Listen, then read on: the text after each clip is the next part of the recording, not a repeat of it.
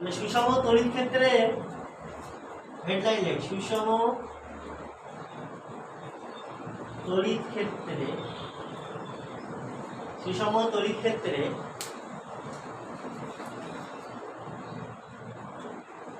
তড়িৎ দ্বিমেরুর উপরে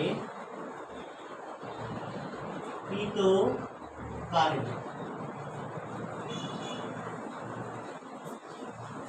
ঠিক আছে।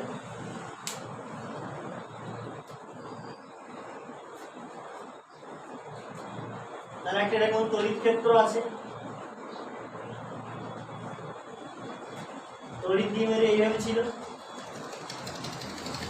মাইনাস কিউ এটা প্লাস কিউ।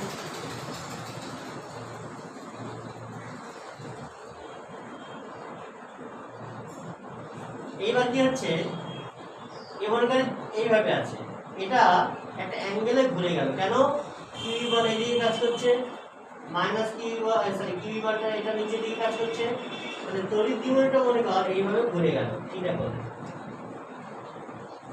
কোণে ঘুরে গেল। মানে থিটা কোণে ঘুরতে কত কার্য হবে, ঠিক আছে। যদি আমরা থিটা 1 কোণ থেকে থিটা 2 কোণে ঘোরা দেখি, মনে কর এটা থিটা 1 কোণ, এখান থেকে আরো এক্সট্রা থিটা 2 কোণে ঘুরে গেল, ঠিক আছে। এবার থিটা 2 কোণে ঘুরে গেল, সাইজ বড় দেখাচ্ছে, আচ্ছা ছোট কোণ, এইভাবে ছোট কোণে ঘুরে গেল। থিটা 1 কোণ থেকে আরেকটু কোণে ঘুরে গেল থিটা 2 কোণে, ঠিক আছে। কার্য বের। তাহলে একটা জিনিস খেয়াল কর, কার্য কিভাবে পাবো? কার্য মানে এমনি তোরা কি জানিস, কার্য মানে বল ইনটু সরণ, ঠিক আছে। বল ইনটু সরণ কার্য মানে, ঠিক আছে। এইবার যখন কোনো বস্তুর উপরে বল প্রয়োগ হয় এবং তার রৈখিক সরণ হয়, একটু আগে বলছিলাম বল প্রয়োগ হলে রৈখিক সরণ হয়, মানে বল এবং রৈখিক সরণ, তার জন্য কার্য হচ্ছে এই বল এবং রৈখিক সরণের গুণফল। আর কোনো কিছু যদি টর্ক প্রয়োগ হয়, টর্ক মানে কি, ঘুরবে, এবং সে তার ক্ষেত্রে কিন্তু কৌণিক সরণ হয়, থিটা কোণে ঘোরে, তাহলে সেক্ষেত্রে কার্য মানে বলের জায়গায় টর্ক আর সরণের জায়গায় কৌণিক সরণ গুণায়, বুঝে গিয়েছে? টর্ক ইন্টু কৌণিক সরণ হচ্ছে কার্য ঘোরার ক্ষেত্রে। এই যে পাকা ঘুরছে এর ক্ষেত্রে কার্যটা কিন্তু টর্ক ইন্টু কৌণিক সরণ, বুঝে গিয়েছে? আর সোজা একটা বাস যাচ্ছে সামনের দিকে, সেক্ষেত্রে বল ইন্টু রৈখিক সরণ। আমরা কার্য মানে কি পাবো, DW কার্য হচ্ছে এর টর্ক ইন্টু কৌণিক সরণ এর গুণফল, ঠিক আছে। টর্ক ইন্টু কৌণিক সরণ লেখা যাক।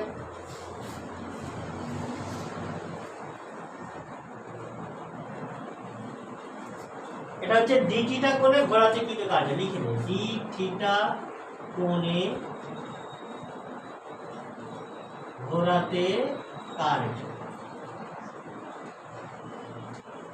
এখন যদি আমরা থিটা 1 কোণ থেকে থিটা 2 কোণে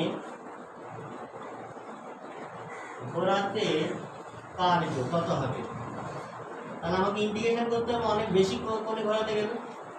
ইন্টিগ্রেশন মানে অনেক যোগফল, সমস্ত কার্যকে যোগ করছি, কোথা থেকে যোগ করছি, থিটা 1 থেকে থিটা 2 পর্যন্ত, টাউ ডি থিটা।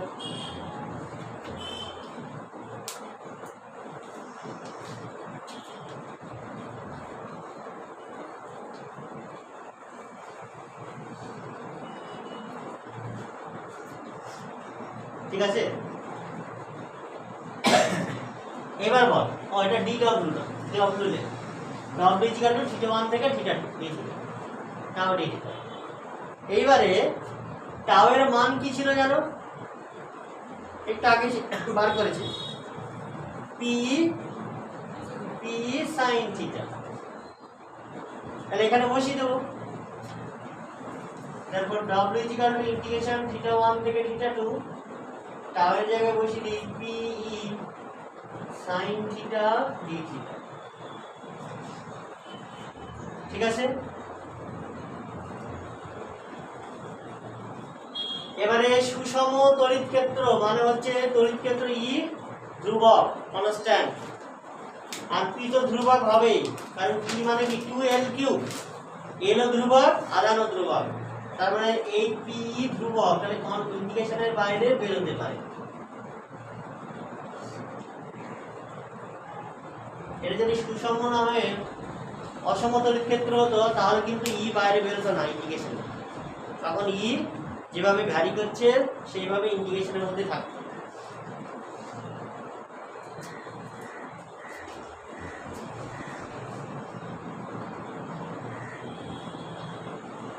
এবার ইন্ডিকেশন করলে কি হয়,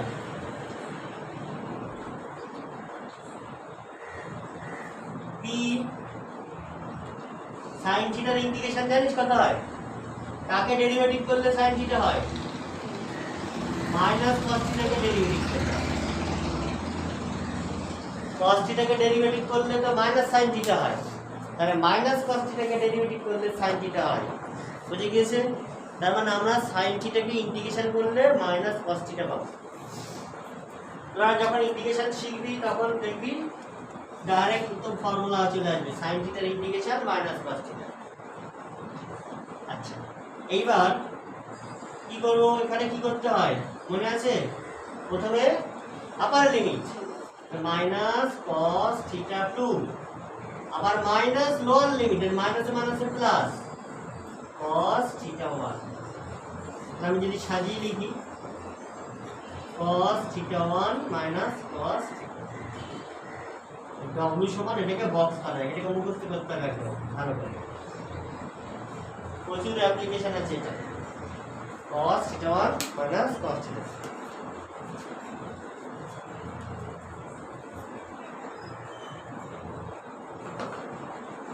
আর একটা নোট লেখ, 0 থেকে থিটা কোণে ঘোরাতে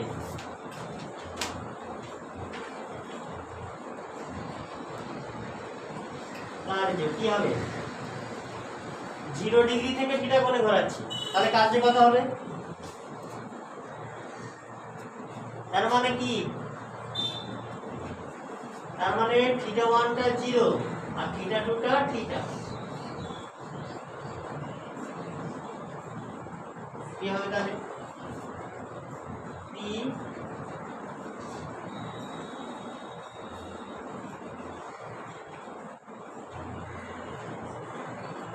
PE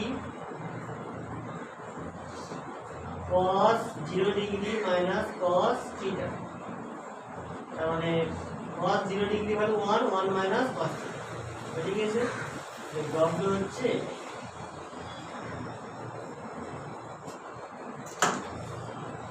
ওকে।